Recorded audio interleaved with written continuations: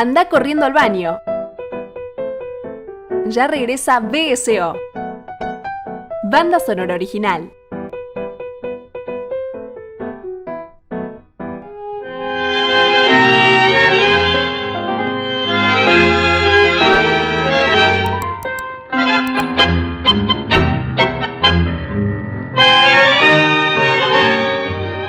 Tercera película de la noche, señoras, señores que están aguantándonos aquí en Banda Sonora Original, hablando de cine argentino. ¿Sí? A veces nos preguntan y nos dicen, che, hablen un poco más del cine argentino. Bueno, a veces cuesta poder hacer un análisis profundo sobre todo del cine clásico argentino. Viste que hablábamos con Anabela fuera del aire de lo difícil que es encontrar material sobre algunos autores. Bueno, porque mucho material también se perdió o se ve en paupérrimas condiciones. Es muy difícil poder acceder, pero por otro lado a veces es, o por lo pronto da la sensación que es difícil encontrar material bibliográfico para poder empezar a armar algunas teorías con respecto a algunos grandes, gigantescos autores del cine clásico argentino, por lo menos hasta la década del 60, si querés, ¿no? Sí, como por ejemplo, sin dudas, Christensen. Sí, magistral. Totalmente. Sí, de hecho, bueno, hace poco hablábamos de Hugo del Carril, acá, de una película puntualmente, de Las aguas bajan turbias. Encontrar, un autor de la hostia, digamos, ¿no? Se habla más de Más allá del olvido. Sí. Pero la obra completa del Carril es una locura, sí, absoluta. Sí, totalmente. Habría que hacer un poco más de justicia con estos maestros que cimentaron muchas de las cosas que en realidad estaban realmente a la altura de los grandes autores que se mencionan de Hollywood. Eran verdaderos autores, pero de cabal altura, ¿no? Yo creo que si los cayeristas, encabezados por Bazén, en su momento hubieran conocido y accedido, por ejemplo, en este caso puntual, al trabajo de Carlos Hugo Christensen, estaba a la altura de los que nombraron como autores antes de que el cine de autor se configurara como tal. Claro. Al ladito de Ford, de Wells, de Howard Hawks. Sí, totalmente. Sin lugar a dudas. Sí, o los autores de una segunda línea también, que son Jacques Tourneur, digamos, tipos que laburaban, viste, también en la oscuridad o en el policial, Walsh. Bueno, habría que, estamos intentando hacer un poquito de justicia al respecto con esto, ¿no? Tal cual. 1952, un año particular el 52, ¿no? Es el año que muere Eva Perón, o casualidad, ¿no? Sí. Y ahí mencionaste vos muy sucintamente que tenía problemas con el peronismo, Christensen, puntualmente. Sí, yo no sé cuánto hay de mito ahí y cuánto hay de realidad. La verdad es que desconozco, digamos, de la cocina de esas leyendas que se fueron armando en torno a Carlos Hugo Christensen. Sí podemos decir que no simpatizaba con el peronismo de ninguna manera, y que claramente, como lo estamos viendo, no muestra a Carlos Hugo Christensen el lado amable de nada relativo al contexto en el que se arman sus historias. No es del Carril, ¿no? Que no es en del algunos Carril. casos dice, ahora estamos un poco mejor y pero esta patria se hizo así, ¿no? Como Tal empieza cual. Las aguas bajan turbias. Tal cual. Christensen es el director del lado B, ¿no? Claro. Él va a mostrar zonas realmente oscuras que asocia, por más carteles que ponga, para anticipar cualquier problema, que asocia sin lugar a dudas a la ciudad de Buenos Aires, fundamentalmente. Sí, como centro urbano y núcleo del mundo Argentina, digamos, ¿no? Como del universo argentino. Tal cual, y con cierta reticencia a lo popular, ¿no? Como dijimos en la película anterior. Si hay cierta reticencia a lo popular, uno puede entender que sí, algún problema con el peronismo puede llegar a haber sucedido, pero en lo real no sabemos. Yo no puedo comprobar nada. Claro, no sabemos, porque de hecho hay poco en términos de su biografía. Tal cual. ¿No? Como un personaje muy subterráneo en ese sentido. Sí. Pero vamos a abrir una puerta, ¿le parece? Sí, 2 veces. 2 veces, aunque Carlos Hugo Christensen dice, no abras nunca esa puerta. Tenemos que abrirla para hablar justamente de esta película de 1952, Ana. Tal cual, y él va a hacer lo mismo, ¿no? Sí, claro. Nosotros la abrimos porque la abrió él primero. Sí, totalmente. Dice, no la abras, pero él nos dice, por acá vamos. Tal cual. Y es definitivamente el inicio de las 2 películas que van a conformar esta No abras nunca esa puerta. Porque No abras nunca esa puerta es el resultado aparentemente de un proyecto más largo de Carlos Hugo Christensen, que se le va demasiado largo y por eso la tiene que fragmentar. Aparentemente la idea era que fueran 3 relatos.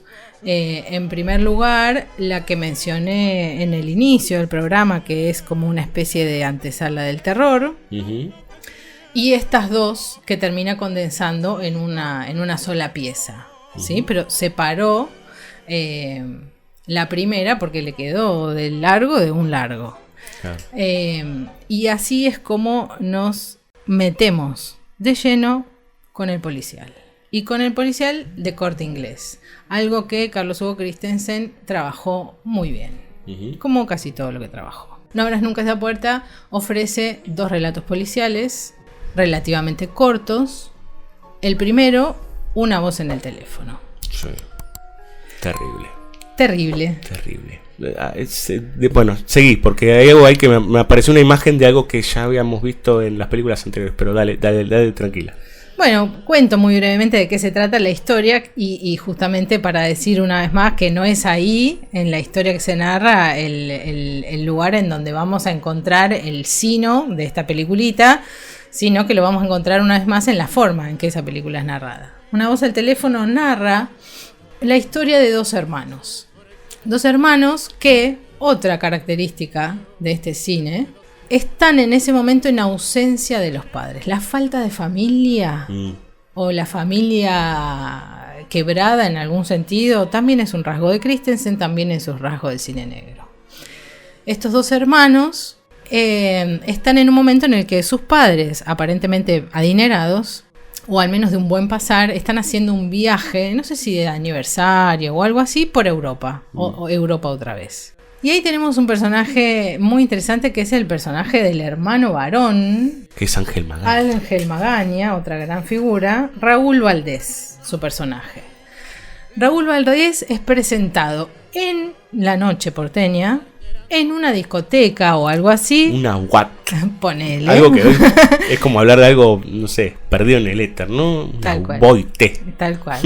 Congo, salvaje, digamos, sí. La decoración. Sí, y barroca la decoración de este lugar, en donde, sin embargo, él parece que estar más bien a disgusto. Y cuando sus amigos le dicen, bueno, tomá tu whisky, tu champán y una serie de bebidas, él se muestra más bien reticente a eso y tampoco quiere bailar y dice ser un hombre de trabajo y estar cansado porque es un hombre de trabajo y además en ese momento responsable de su familia, que es su hermana menor. Y de la fábrica familiar, ¿no?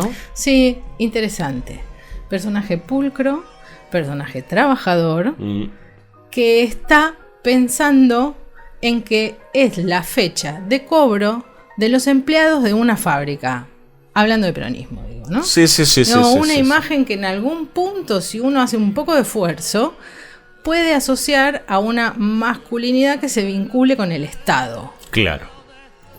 ¿Sí? Sí, de estructura protectora, digamos, ¿no? Sin lugar a dudas.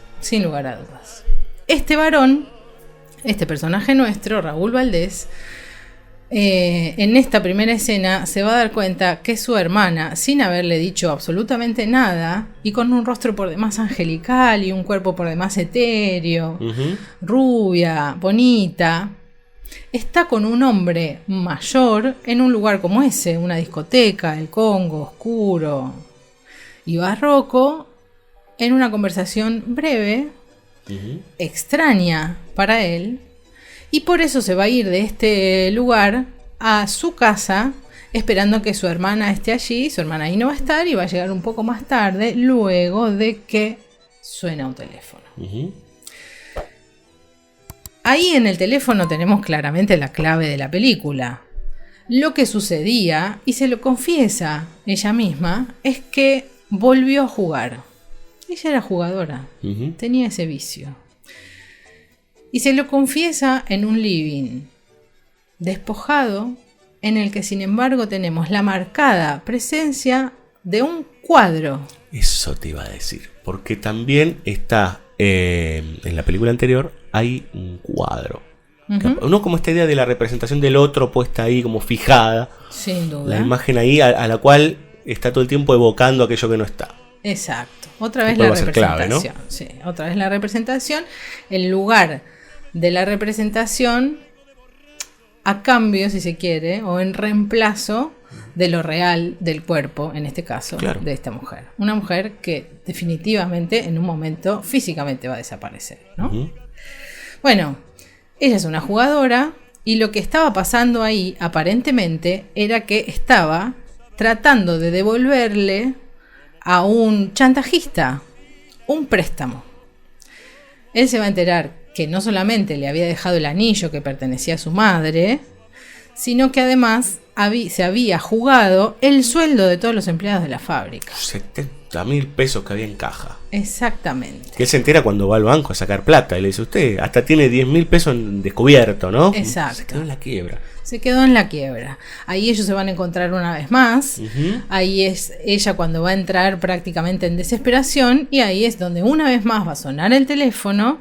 Y él va a advertir, es este el que te chantajea. Y va a atender él el teléfono. Y de alguna manera va a sacar la clave de esos llamados. 5 llamadas, 5 rines. Cortar y volver a llamar, que era la clave que tenían entre ella y este señor que la chantajeaba aparentemente, como para que sea ella quien atiende el teléfono. Atiende él, por supuesto, nadie le contesta. Él se termina enojando mucho, no sabe qué hacer con esa situación. Ella se va a su cuarto y en un momento cae la policía, quiere hablarle de la hermana y él se da cuenta ahí que la hermana se había suicidado. Que la hermana había muerto en principio, ¿no? Hay una escena ahí de desesperación total. El policía viene y le dice, mire, yo le vengo a hablar de su hermana. No, y él como que, bueno, ¿qué será? ¿Por la plata? No, mire. No se dice nunca. Está buenísimo eso, ¿no? Como no está la palabra suicidio nunca. Es verdad. Bueno, y ahí empieza una escalada de venganza.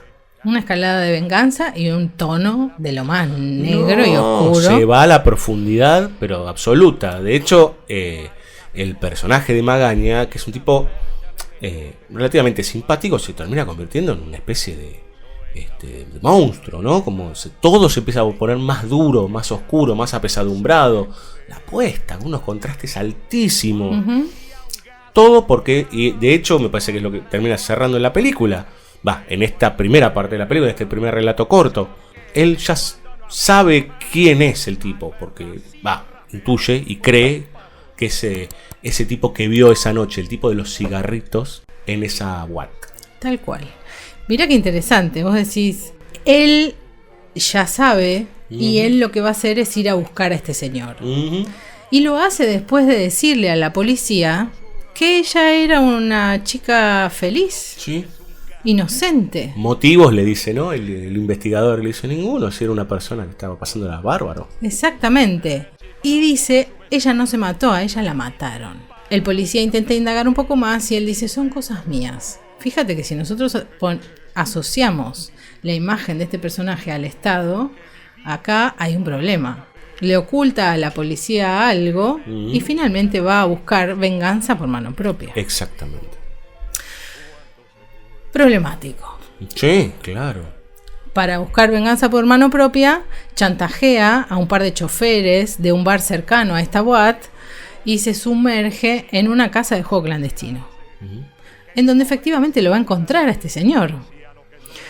Lo hace pasar este señor, él va armado, y después de un intercambio breve de palabras, en donde dice, usted sabe que a una mujer se la puede matar lenta y silenciosamente, le propina 5 disparos y le anuncia 5 rines, 5 disparos. Y por supuesto lo mata. Vuelve a la casa.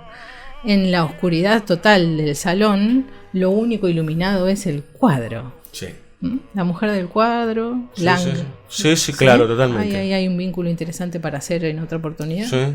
Frente a la representación de la hermana, dice, yo sé que esto no soluciona nada, pero bueno, es lo que podía hacer.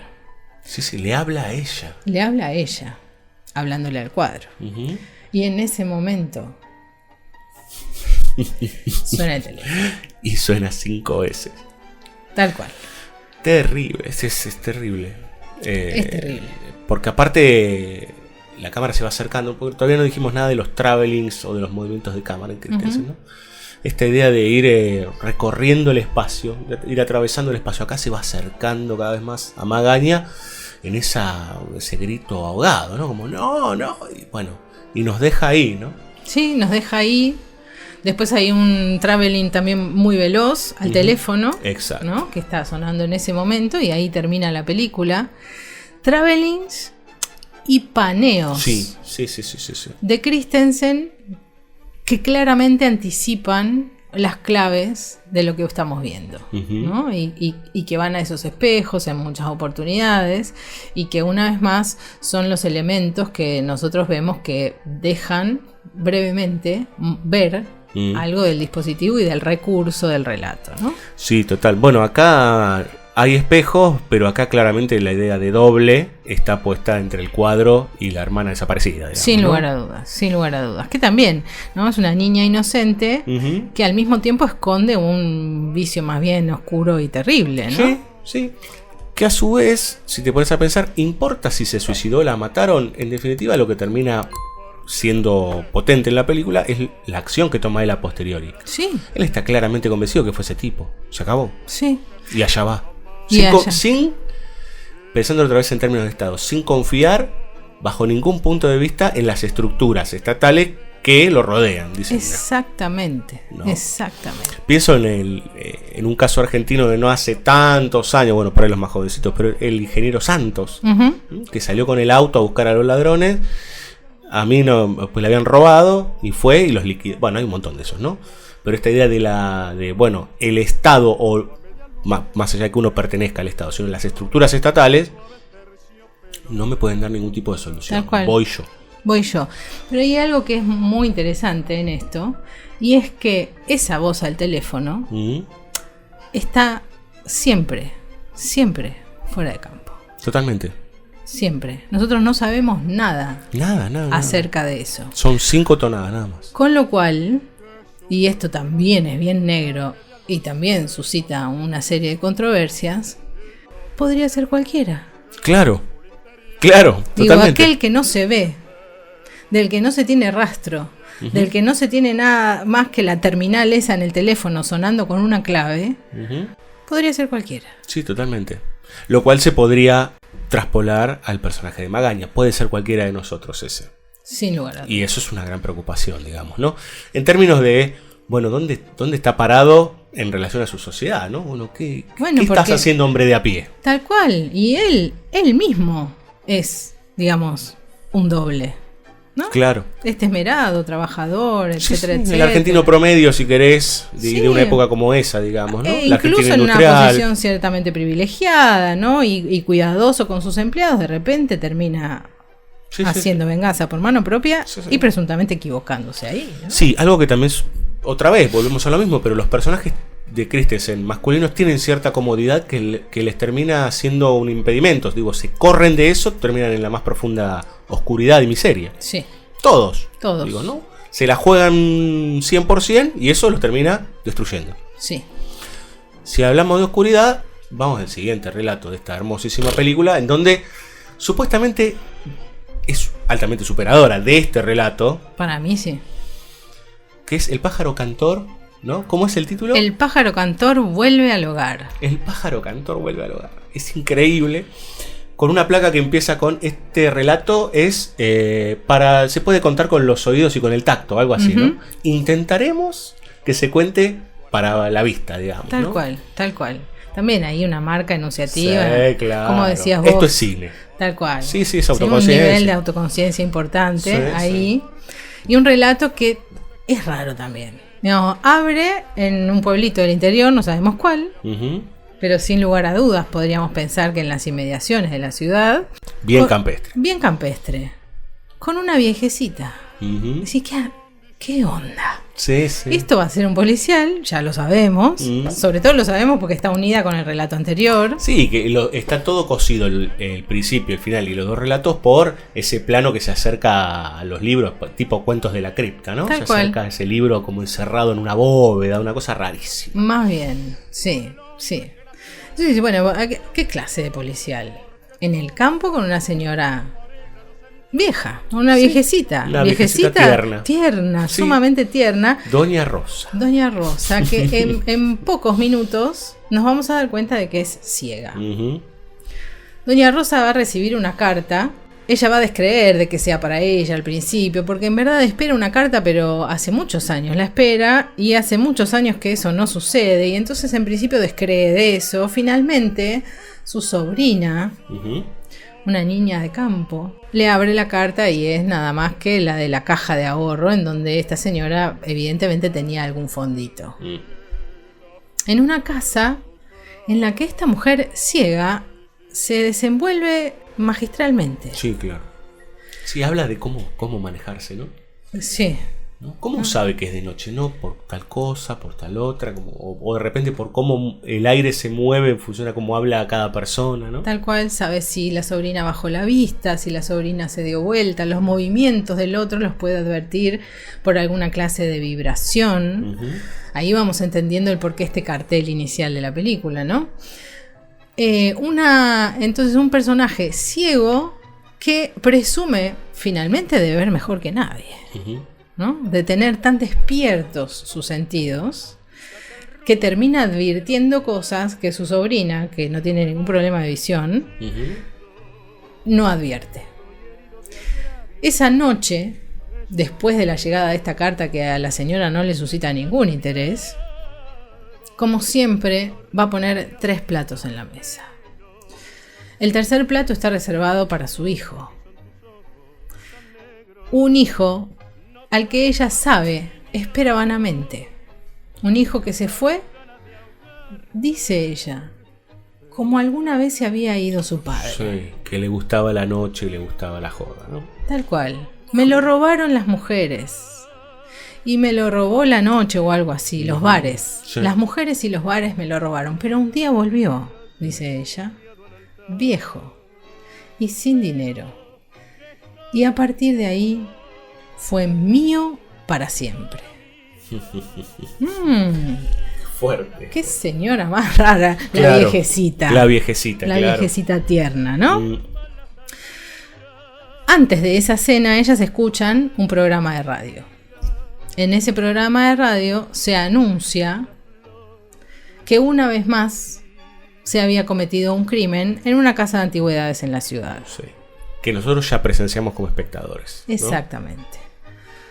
Una banda de 3 hombres efectivamente asaltan una joyería, anticuario, algo así, y huyen después de que uno de ellos recibe un disparo bastante problemático, digamos que lo va a dejar agonizando.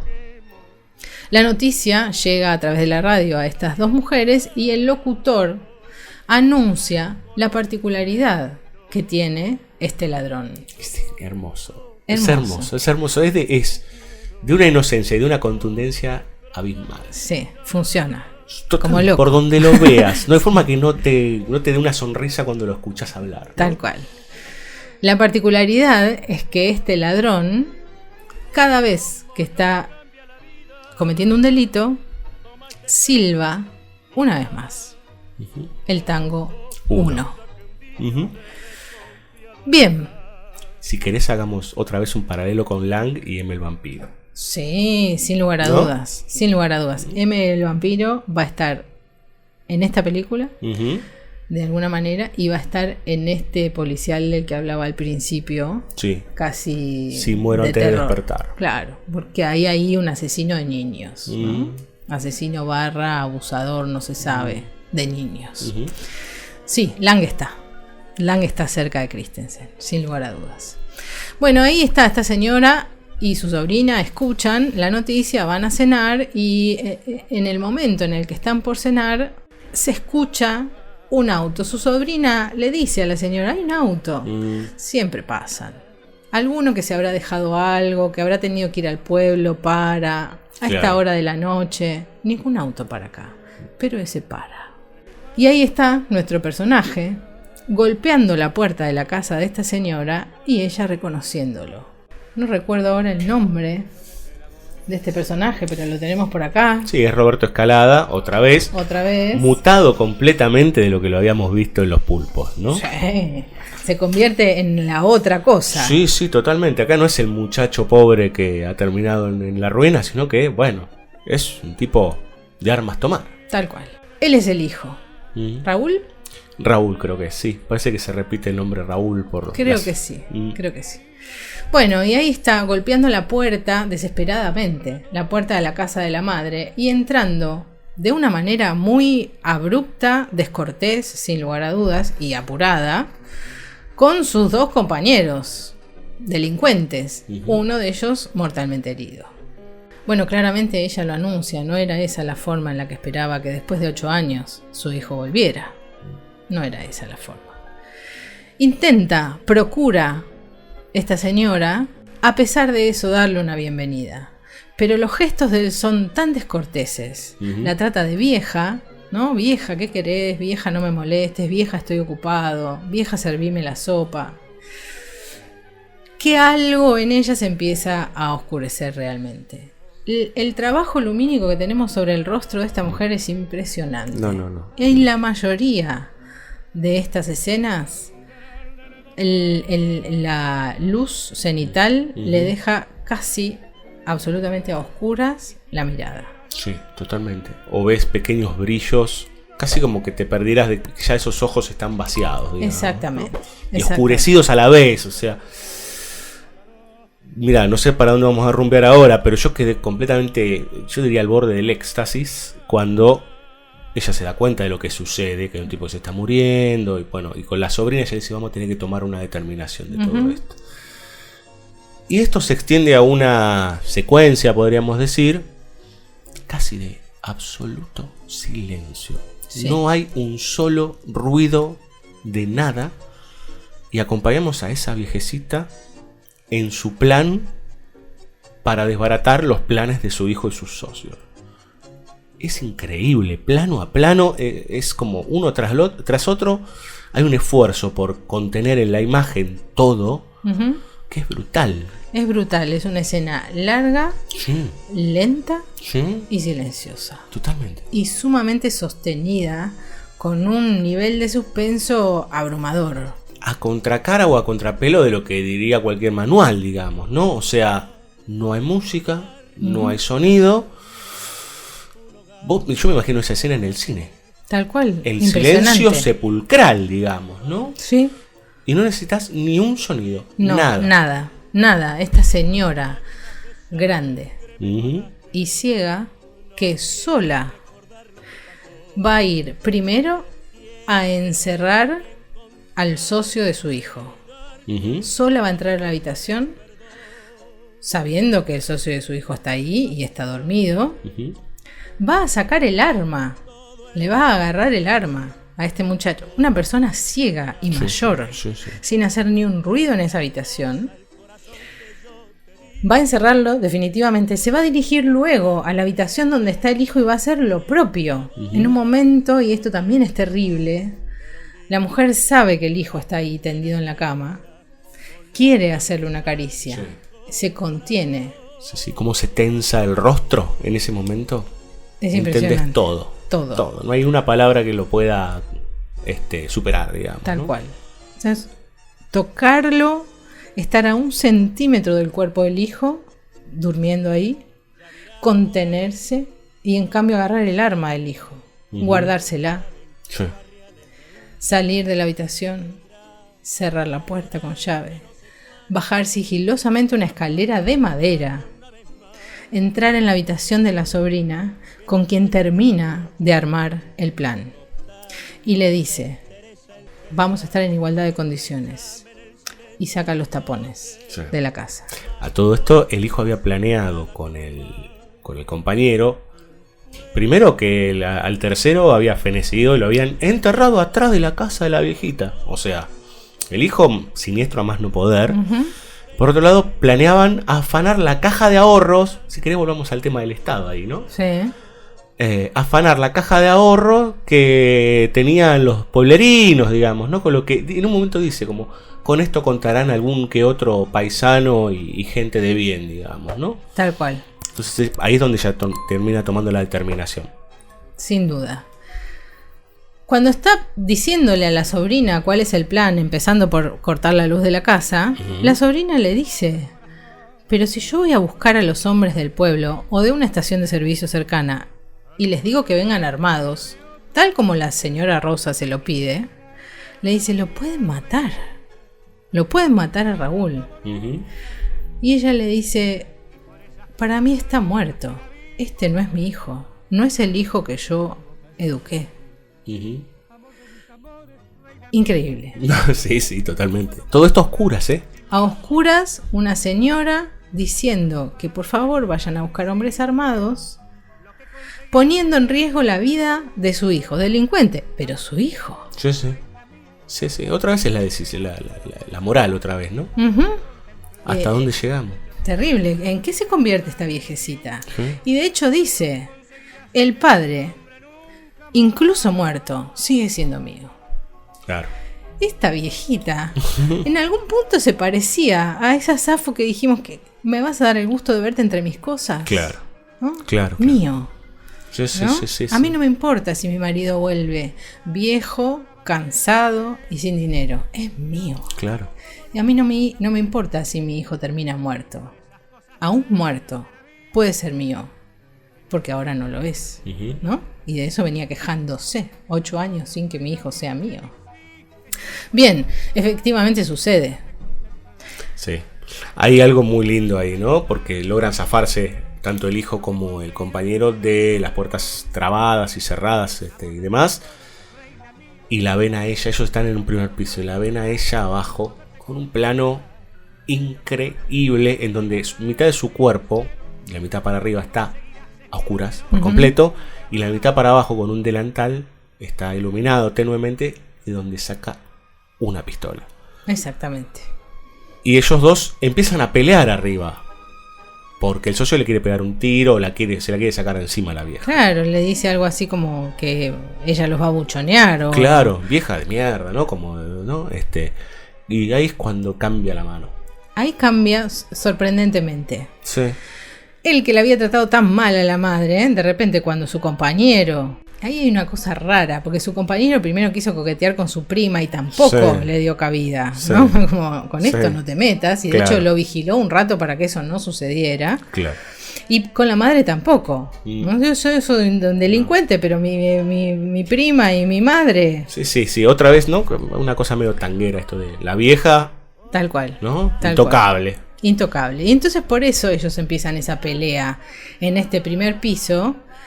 Y como uno de ellos recupera un arma, o tenía otra arma, se escucha un disparo, mientras la vieja seguía ahí abajo justamente en ese plano del que vos hablaste, con el arma apuntando hacia la nada misma. Es abrumador, toda la escena esa es abrumadora. Tal cual, en penumbras. A ellos no le vemos los rostros, son dos siluetas peleando, ¿no? Tal cual, dos siluetas peleando y en un momento se escucha un disparo y un cuerpo que cae.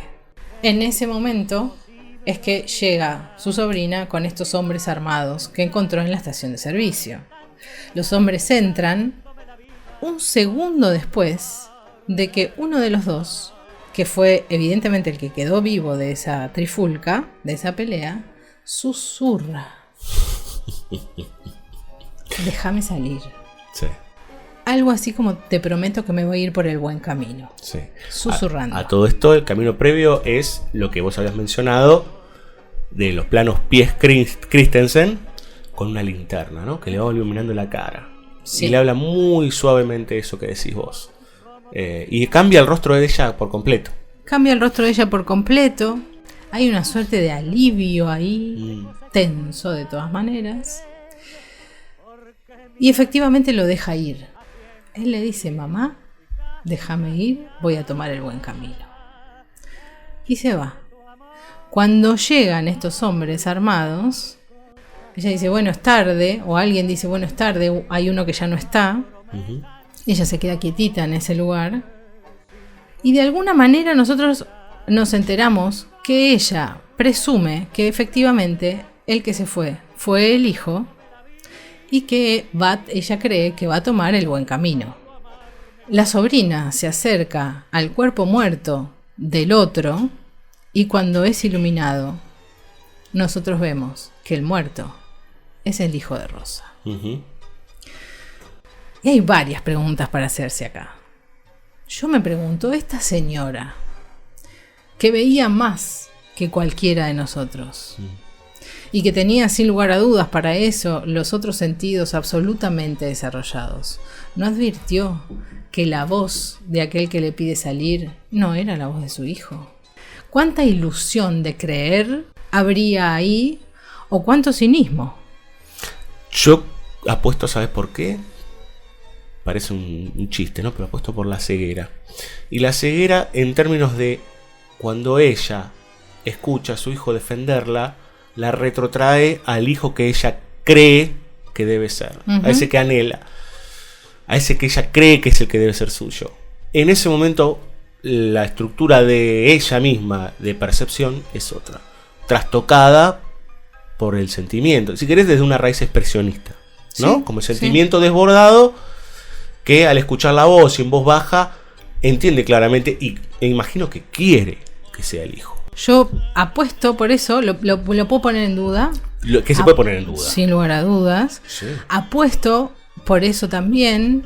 Es muy terrible desde ese punto de vista y después termina siendo en algún sentido también terrible la palabra final de la sobrina cuando ve que el muerto es Raúl, que dice, bueno, ha tomado el camino del bien, el único posible. El único posible. ¿No? Frase que ya habíamos escuchado. Exactamente. Exactamente. Solo muerto, ¿no? Solo muerto. Vamos a escuchar música antes de que nosotros terminemos. Es tremendo. La congoja que le agarra a uno con esta película, sobre todo con la segunda, ¿no? La primera es impresionante, pero la segunda, El pájaro cantor, es qué increíble todo, digamos, ¿no? Cómo armar en un relato de 40 minutos. Sí, más o menos. Cómo condensar tanta cantidad de elementos psicológicos, sentimentales, morales, de sociedad, de estructura, digo, es impresionante. Es impresionante, es impecable, es muy sintético y una vez más nos deja absolutamente compungidos. Aún, digamos, en esta película, en esta segunda película, El pájaro cantor, en donde uno dice, bueno, aunque sea parcialmente se hizo justicia, no hay nada reparador ahí. No. Absolutamente nada reparador. ¿Justicia de quién y para quién en tal caso? Exactamente. ¿No? Exactamente. Y de hecho, si ella finalmente entró en ese terreno de ficción, que es creer que su hijo se fue y será ahora una persona de bien, es también doblemente triste, digamos, ¿no? Sí. Porque es mentira. Es mentira la verdad, podríamos decir, ¿no? Tal cual, sin lugar a dudas. Vamos a escuchar a Julián Bautista, que compuso la música de esta hermosísima película No abras nunca esa puerta. Recomendamos todo Carlos Hugo Christensen, pero si quieren arranquen por estas cosas que son tremendas y no tienen nada que envidiarle a los grandes autores, como decíamos hace un ratito, Fritz Lang, por ejemplo. Títulos iniciales de esta increíble película.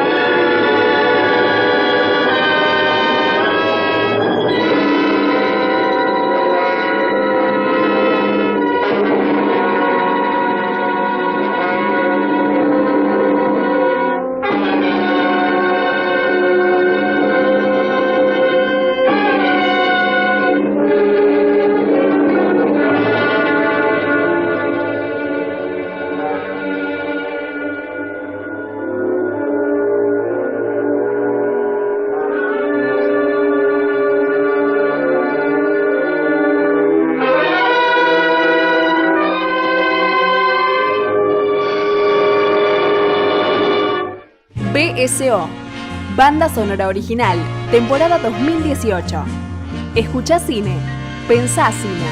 Respirá cine. Búscanos en Facebook, Twitter e Instagram como BSO Radio. Sumate a BSO. www.bsoradio.com.ar. BSO, el comienzo de una hermosa amistad.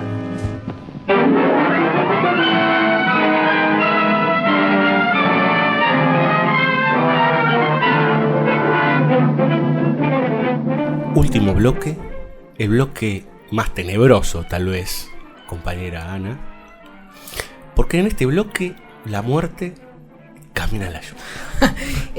Hermoso título. Qué hermoso. Tremendo, ¿no? Qué increíble, qué increíble. Es como vamos avanzando en el mundo Christensen y nos vamos volviendo cada vez más locos con títulos, frases, elementos muy puntuales que a uno lo cautivan. Sí, sin lugar a dudas. No se puede despegar la mirada de ahí. No. No se puede. Y yo creo que, bueno, yo le contaba fuera del aire a Anabela mi anécdota con la muerte camina en la lluvia, que mi padre me la nombraba todo el tiempo y yo no sabía que me estaba hablando hasta que finalmente la vi. Y uno con el tiempo se fue dando cuenta de lo que era, ¿no? Una bestialidad, digamos, un enorme policial que uno lo puede emparentar directamente con Narciso Ibáñez Menta, por ejemplo, ¿no? Por ejemplo, sí. Con estos mundos oscurísimos de, yo diría, de tinieblas. Aquí casi que no hay luz día. Y el mundo de S. López. S. López. Bueno, todo acá es como muy, muy, muy interesante. Sí, no, es que tendríamos que hacer un programa solo de la muerte camina en la lluvia. Tal cual, tal cual. Yo, si me permitís... Lo que usted quiera. Nos vamos a dar el lujo, si te parece, de detenernos muy puntualmente en los inicios de la película. Porque ahí hay una síntesis brutal de la película y porque nos va a permitir recuperar varias cosas de Christensen y de la cinematografía en general. Policial. Esta película es una película que es un policial puro y duro. Sí. Raro en el cine argentino. El policial tuvo un lugar importante en el cine argentino de la época. Pero estaba más bien mestizado con otros géneros. Claro. ¿Sí? No hubo muchos policiales puros. La muerte camina en la lluvia lo es. Lo es. Está entre los pocos en donde podemos decir ¿qué cosa es un policial? Mira La muerte camina en la lluvia, ¿no? Un policial negro. Anclada en la idea del policial inglés o el policial norteamericano de cine negro, digamos. Exacto, ¿no? Anglo. Sin lugar a dudas. La muerte camina en la lluvia empieza con unos títulos de crédito sobre una negrura increíble iluminada por carteles de neón. Y decimos, bueno, otra vez la ciudad, otra vez la noche, típico, cine negro. Pero a partir de los carteles de neón y de algunos carteles en particular, nosotros podemos decir calle Corrientes. Lo raro de esto es que la calle Corrientes no va a tener nada que ver en la historia narrada. No. Nada que ver. No. Aparece ahí en los títulos de crédito y prácticamente no vuelve a aparecer en toda la película. ¿Y por qué? Bueno, lo vamos a saber al final, ¿no? Pero muy interesante además que sobre esos carteles de neón que nosotros podemos advertir son la calle Corrientes, lo que hay es unos títulos de crédito en los cuales se van presentando los actores, otra vez grandes estrellas, repetidos, ya los nombramos a la mayoría de ellos, con el papel que representan, ¿no? Con el personaje que encarnan. Y de repente aparece el personaje S. López y no tenemos ningún actor encarnándolo. No. S. López aparece con otra tipografía y en un tamaño que ocupa prácticamente la pantalla entera. Y después del nombre S. López aparece un gran signo de interrogación. Efectivamente, S. López es el personaje central de nuestra historia. S. López va a ser un asesino, un criminal serial. Inmediatamente después de los títulos de crédito aparece, muy extrañamente, un plano de una luz que se enciende, un paneo, no sé si junto con un traveling hacia atrás, un paneo que nos indica que estamos en una cabina de un estudio de radio. y que hay un operador que cuando se enciende la luz señala directamente a cámara, es decir, a uno, como espectador, ¿no? Lo cual no es menor. No es menor. Se prende la luz, estamos en el aire y parece que lo que tenemos que decir algo somos nosotros, porque incluso baja un micrófono. Un micrófono en plano detalle. En plano detalle, bien adelante de la cámara, y se escucha una voz que por supuesto no va a ser la de ningún espectador, sino una voz que una vez más, como la voz en el teléfono que nunca se escucha, una voz que no le podemos atribuir a nadie. No sabemos quién habla. No tiene cuerpo. No. Esa voz en off nos va a decir: señores, una vez más, la muerte camina en la lluvia, ¿no? Ahí aparece de movida el título de la película dentro de la película. Y explica que una vez más, este asesino llamado S. López, del que por supuesto no se sabe absolutamente nada, se ha cobrado una nueva víctima.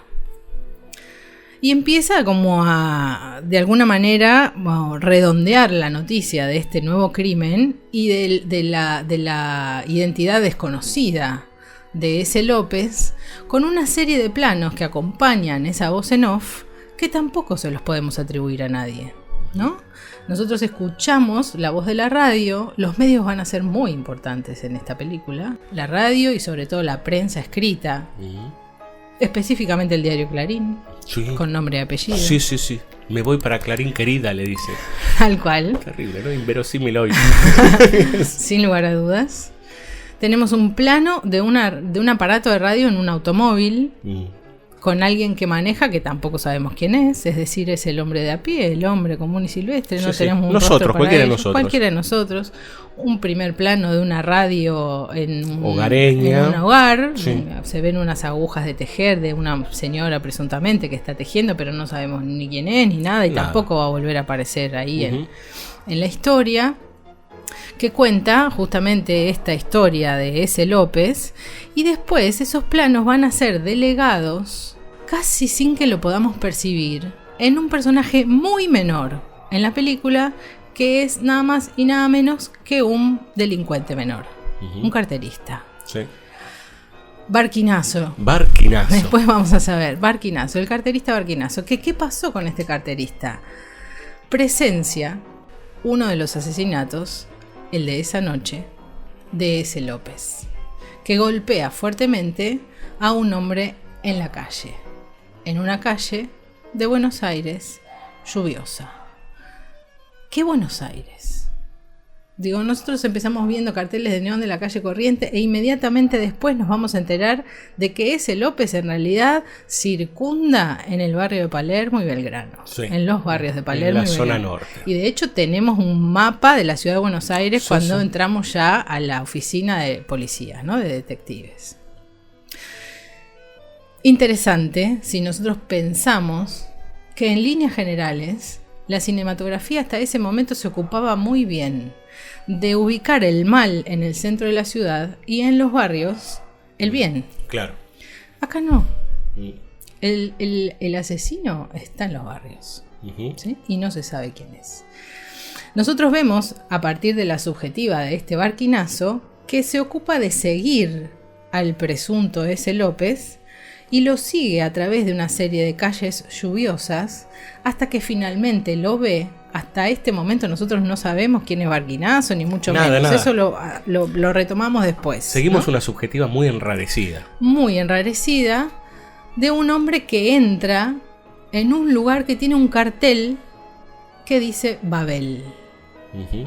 Interesante el nombre Babel para este lugar que sabemos después de qué se trata. Inmediatamente después, ese plano es irrumpido por una serie de señores que masivamente atraviesan el cuadro de lado a lado, todos prácticamente vestidos con piloto y sombrero, ¿no? Tal como estaba vestido el presunto asesino. Bueno, tenemos lluvia, tenemos un muerto, tenemos pilotos y sombreros, tenemos policial. Sin lugar a dudas. Totalmente, claro. Ya está, la clave está ahí. Hay un muerto, no se sabe quién es el asesino, necesitamos buscarlo y hay un montón de hombres con piloto y sombrero. Y por supuesto es de noche. Y llueve todo esto. Y llueve. Detrás de un auto, sigue la subjetiva, vemos salir a una pareja que se besa y se escucha una melodía que podemos suponer sale de ese lugar del que salió esta pareja que se está besando.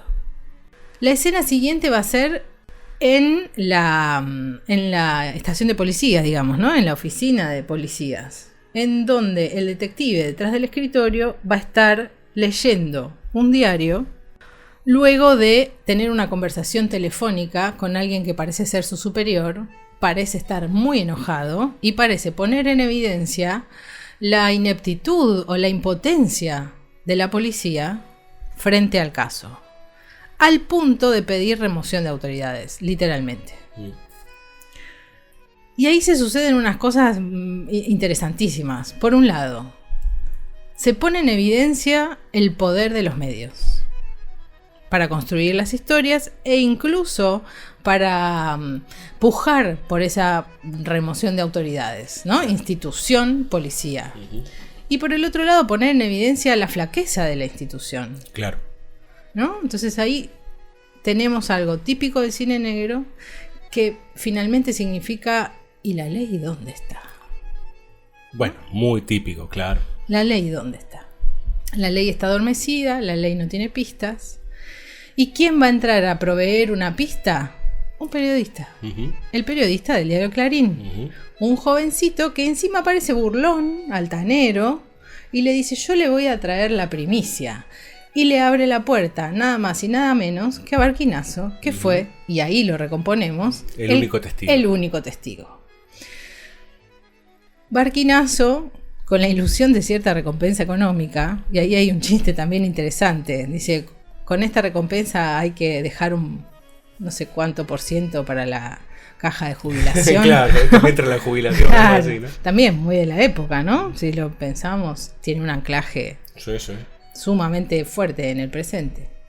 Bueno, ahí vamos a saber que ese López entró en la pensión Babel. Una casa de pensión también es un lugar muy particular. Sí, claro. Muy fuera, en algún punto, de los mundos arquetípicos, ciudad, campo, casa fuera de casa, ¿sí? Hogar o no hogar. La pensión no es ni un hogar ni es un hotel. Es una especie de medio camino de ambas cosas, en donde lo que se nuclea no es una familia, otra vez ausencia de familia, pero algo que de alguna manera funciona parecido a una familia. Sí, es una comunidad. Es una comunidad. Y es una comunidad, en este caso, que verdaderamente es una Babel. Claro, totalmente. ¿No? Y ahí tenemos otra vez, ¿no? Nombre Babel para algo que finalmente aloja a un presunto ruso. Sí, a un presunto hindú. A un presunto ruso supuestamente actor. Supuestamente, sí. ¿No? De las artes escénicas. Calle Corrientes, ¿no? Estamos empezando a vincular. Sí. A un presunto hindú, mago, artes escénicas. Sí. A un pintor. Sí, representación. Representación. Que, entre paréntesis, está pintando un cuadro inspirado en el caso de ese López. Entre otros varios personajes más, algunos más risueños que otros. El relojero, la parejita de viejitos. Etcétera, etcétera. ¿Sí? Ellos los más potentes, digamos, para la historia. Todos, digamos, comandados por la señora de la casa, que está particularmente deslumbrada con el actor. ¿Sí? Que claramente... Sí, está como... Qué lindo que sos, ¿no? Una cosa así. Algo así. Está enamorada un poquito de eso. Y él se saca bastante provecho de eso. Bien. Babel, por otra parte, está en la calle Huérfanos. Sí, señor.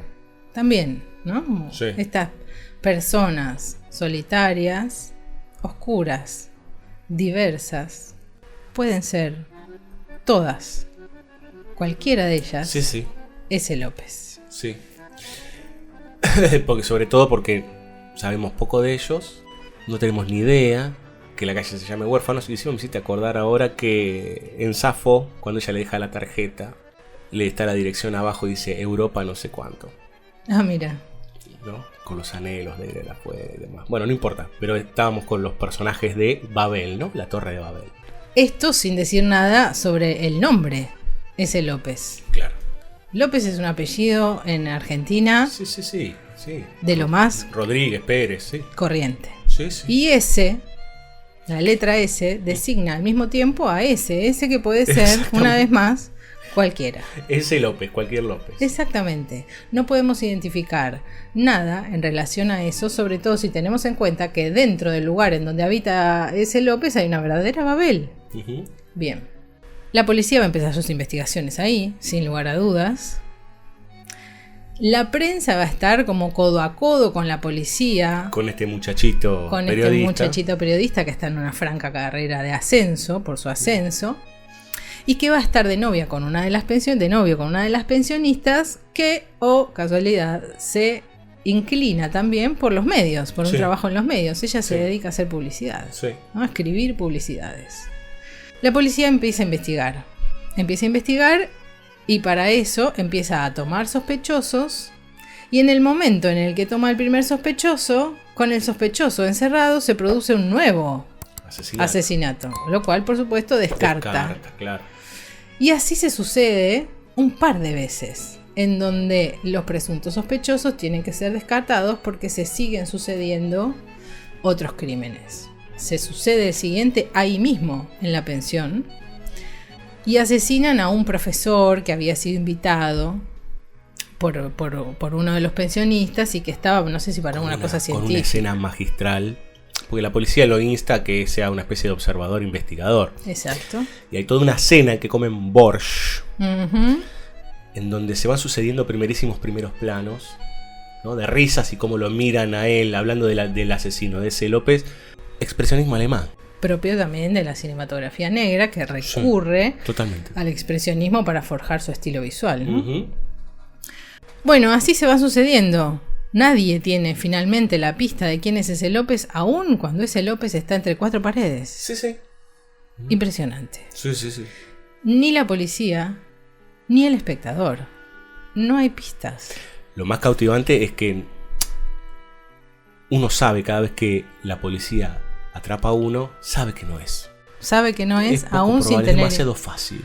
Tal cual, es demasiado fácil. Uno va tejiendo a lo largo de la película su propia conjetura respecto de quién puede ser ese López. Ese es el juego magistral de la película. Uh-huh. La película funciona para que el espectador empiece a especular junto con la presunta policía. Claro. Bueno, hay indagatorias que son buenísimas también en la policía, con unos trabajos lumínicos impresionantes. Al relojero, por ejemplo. Que termina diciendo: yo soy ese López. Exacto. Presionado por la policía, termina diciendo: yo soy ese López, y al momento después es que surge. Lo llama por teléfono al inspector y dicen: hay otro muerto. Tal cual. En eso estaba, en plena confusión, la policía y nosotros, uh-huh, cuando en una noche más, uh-huh, oscura y con cierto retiro, si se quiere, de estos pensionistas, deciden jugar una partida de póker. Son 4 aparentemente. Sí. Los que juegan al póker. Luego de una noche en la que fueron a ver al mago Merlín a su espectáculo. Claro, porque aparte hay algo muy lindo ahí, ¿no? Esa serie de asesinatos y el foco en Babel termina haciendo que todos tengan cierta fama. Tal cual. Empiezan a tener más laburo, empiezan a tener cierta notoriedad y el mago consigue un empleo en un casino. Y ahí es donde los invita a sus compañeros de pensión a que lo vean, a que vean el espectáculo. Bueno, se sucede el espectáculo y él hace una especie de número de adivinación en donde le va haciendo preguntas al público, a un público desconocido, y va adivinando las respuestas. Hasta que en un momento, uno de sus compañeros de pensión, el actor, el presunto ruso... Sí, Andriev, algo así. Andriev, sí. Le dice: ¿quién es ese López? A lo que el mago responde: como ha respondido Lamas en su momento bajo otra situación completamente distinta, ese López soy yo. Uh-huh. Y suscita la risa del público. Claro. Bien, entonces hay un pasaje vertiginoso de posibles responsabilidades que nunca fecundan, claro, que no son, hasta esa partida de póker, que es presenciada Por el personaje más menor, si se quiere. Sí, más inocente. Que es la novia del periodista. La novia del periodista, que pide permiso para quedarse a ver la partida, advierte que 3 de los pensionistas se habían complotado y se hacían señas por lo bajo para ganarle al viejito de la pensión. Un viejito que, por otra parte, la película se encarga permanentemente de mostrarlo como un tipo realmente disminuido y dominado por su esposa. Totalmente. Que lo dobla. Que se escapa todo el tiempo para ver si puede hacer algo, ir al cine, pobrecito. Fumar. Sí, sí, ¿no? sí. Él quiere tener una vida y su esposa evidentemente no se lo permite. Habla por él. Habla por él, una mujer que lo dobla en tamaño. Sí, sí, sí. Estos 3 se habían complotado en la partida de póker para ganarle a Vargas, al viejito. Y en ese momento, cuando advierte el complot, advierte otra cosa. Y ahí es cuando nos anoticiamos, junto con la policía, de que ese López son estos 3 personajes. No es uno solo, son no varios. Es uno solo, son varios y estaban complotados justamente. Y en ese juego de la puesta en escena, que significaba poner el cartelito de ese López frente a cada uno de los muertos, en realidad era un artilugio para despistar respecto del paradero verdadero. Claro, del asesino. Una especie de cofradía. De la identidad, digamos, ¿no? tal cual. Se resuelve el caso. ¡Oh, qué cosa!, ¿no? Bueno, hasta ahora no trabajamos con ninguna película en la que algo se resuelva y se resuelva en favor de una presunta ley. Acá sí, che. Se resolvió. Se resolvió el caso. Sabemos que ese López son estos 3. La policía sale de la pensión Babel y dicen, bueno, nos merecemos una distracción. Contraplano del detective que encabeza la investigación. Contraplano, vamos para allá. Fachada de un cine con un cartel de neón que dice: La muerte camina en la lluvia. Vamos a ver esa película. Y ahí termina. Y termina con las puertas giratorias que ellos entran. Exactamente. Nosotros dijimos, bueno, a ver, la particularidad de Christensen y la particularidad de los poquísimos directores que tensionan el modelo narrativo clásico hacia lo que luego será la modernidad y la autoría rotunda, finalmente lo que hacen es tensionar el mundo de la ficción y de la verosimilitud hacia la realidad. Digo, nosotros estuvimos, aunque sea en pequeñas cosas, tratando de hacer anclajes con el contexto en el que esas películas estaban siendo producidas. Totalmente.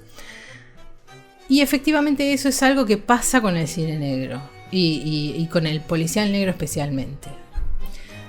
Ahí entonces aparece esa tensión hacia la realidad. ¿Qué realidad?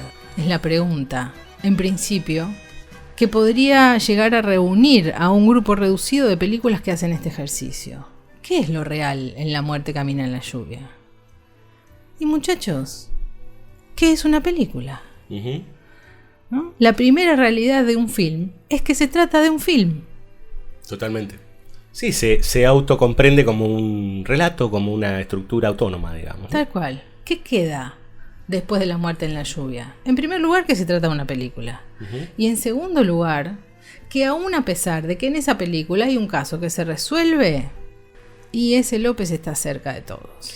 Sí, y volviendo a lo que vos contabas en primera instancia con respecto al hombre señalando al espectador con el micrófono, proveyendo de una voz al espectador, y eso deviniendo en un ese López, yo digo, cualquiera de nosotros puede toparse o ser ese López. Esta idea de la final despersonalización implica que vos te hagas cargo también de lo que estás viendo. ¿Se entiende? O sea, como abriendo a un lugar en donde vos como espectador decís, bueno, o me lo puedo cruzar o puedo ser yo. ¿No? ¿Está bien o está mal esto que vi? ¿No? Como, también en la toma de juicio podríamos decir. Sí, en algo de como cierta intuición, cuando no certeza, de que el mal, entre comillas, no está fuera de nada ni de nadie. Claro. ¿No? ¿No? Camina entre nosotros. Tal cual. Y la lluvia es algo tan fácil de que nos toque. Nunca vamos a poder caminar por debajo de la lluvia sin que nos mojemos. Entonces esta idea de que ese mal o esa muerte, esa fuerza que encima golpea con una suerte de cachiporra, digamos, ¿no? Como un arma muy fácil de construir, pues como una especie de bolsa de arena, una cosa así, puede ser cualquiera de nosotros o nos puede tocar a cualquiera de nosotros. A mí me parece es un ejercicio de estiramiento de la película hacia nosotros como espectadores y entendiéndola como un relato y decir, bueno, este relato puede estar acá. Es de una conciencia abrumadora. Sí, y eso construyendo la idea de esto que tiene que ver algo con lo doble de lo que hablábamos al principio. Nada es lo que parece. Totalmente. Uno siempre va a esperar a uno y a identificar a ese mal, ¿no? Que tenga, bueno, y si querés vayamos a la justicia por mano propia de no abras nunca esa puerta, ¿no? Ustedes, pero porque usted cómo sabe, es usted, hay que corporizarlo, hay que ponerle nombre y apellido. Esta idea de, ¿viste cuando se habla de que algunas estructuras, por ejemplo algunos imperios, le daban un nombre y apellido a un enemigo que por ahí era inexistente, digamos, pero es la necesidad para poder conformar la fuerza propia, muchas veces para poder justificar lo que uno hace. Se necesita un otro. Sí, claro, el tema es cuando ese otro es mucho más grande que una persona, digamos, ¿no? Porque hablar del mal, digamos, el mal nos habita, en tal caso. Tal cual. Y somos cohabitantes con eso. Bueno, me parece que nos deja ahí como flotando esta bestialidad de película de Christensen, ¿no? Ese López puede ser usted o ese López puede caminar al lado suyo. Sin dudas. ¿Vamos a escuchar música? Vamos a escuchar música. Vamos a escuchar los títulos principales de La muerte camina en la lluvia. Otra vez George Andreani. Títulos, y vamos a escuchar la voz inicial, esa que mencionabas vos. Así los escuchas, los radioescuchas, se dan una idea de cómo es esta invocación al espectador. Perfecto.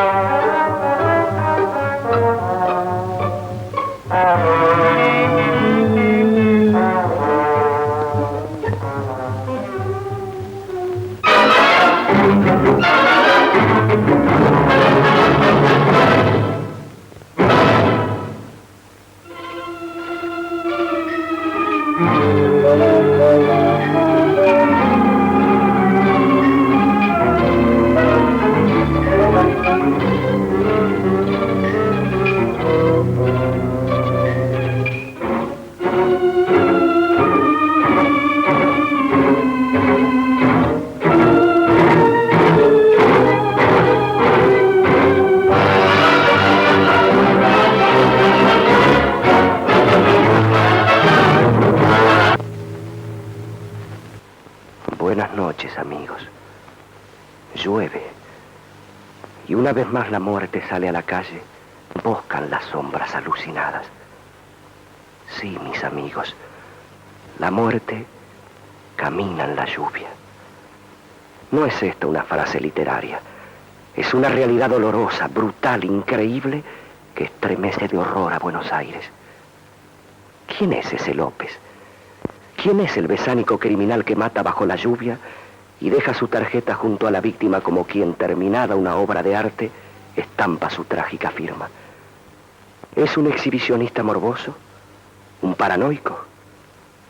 Dejemos para el cine la teoría del hombre y la bestia. Ese López mata para robar. Y actúa tan diabólicamente que, a pesar de haber cometido 6 crímenes en solo 3 meses, no se tiene la más mínima pista de su identidad. El pavor se ha clavado como una zarpa en el corazón de la ciudad. Llueve esta noche, amigos míos. ¿Estará ya ese López en acecho a la espera del desdichado que el azar convierta en su 7ª víctima?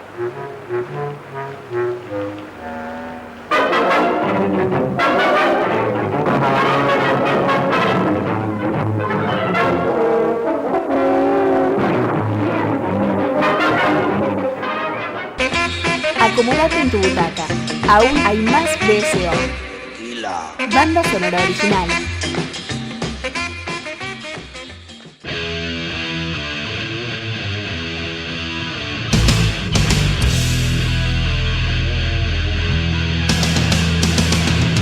Nos retiramos, señoras y señores. Se terminó este último especial de autores de este 2018, temporada 7 de Banda Sonora Original. La señora Anabela ha vuelto al estudio y nos ha deslumbrado con sus conocimientos sobre el compañero Carlos Hugo Christensen. Bueno, muchas gracias por invitarme. Siempre es un placer, la verdad. Estamos muy contentos. Ojalá vuelvas pronto, ya será para el año que viene, porque se nos termina el año. Ahora mismo. Pero bueno, ¿quién te dice un Del Carril? No sé, algo por ahí puede ser, ¿no? ¿Por qué no? A ver si podemos colaborar un poco con esta cosa de saldar deudas. Sí, con nuestro viejo y querido cine nacional, ¿no? Exacto. Muchas gracias, Ana. A todos ustedes les agradecemos profundamente, a todos los compañeros de Banda Sonora Original, Fabio Villalba, y a todos aquellos que siempre están produciendo nuestros contenidos. Nos vamos con un tema que tiene que ver con una de nuestras películas, y ¿quién le dice? En realidad tiene que ver un poco con todas las películas. La canción se llama La Última Noche. Sí, claro. La Última Noche, y que justamente en Los Pulpos se canta La Última Noche en varias oportunidades, sí. Y va cambiando de tonos. Sí. Nosotros nos retiramos con una versión, podríamos decir, clásica, una de las más escuchadas, esta versión bolero de Eddie Gourmet y el Trío de los Panchos. En Casa Matadero sonó miles de veces. Te lo dedicamos a vos, este tema, Pascualito. La Última Noche, Eddie Gourmet y el Trío de los... Che, ¿qué canal? Si esto no es tele. No, pero... Ay, qué cara duras. Hoy la gente compra cualquier cosa. Búscanos en la web www.bsoradio.com.ar o en las redes sociales como BSO Radio.